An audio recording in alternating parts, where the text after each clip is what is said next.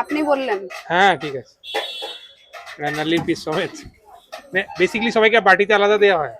হ্যাঁ, সবাইকে বাটিতে আলাদা না। করে এক পিস দিয়ে, এটা আপনি খাবেন বলে 2 পিস দেওয়া হয়েছে। ওই কেন? আরে দেখাবো কো। চাটনি দিয়ে দেবো একটু। না না, এটা আমাদের 130 টাকা এক্সট্রা মাটন বলে, তাই জন্য। নালে আচ্ছা। 80 টাকা এক পিস মাটন দিয়ে। ওকে, 2 পিস মাটন দিয়ে 130 টাকা। 130 টাকা।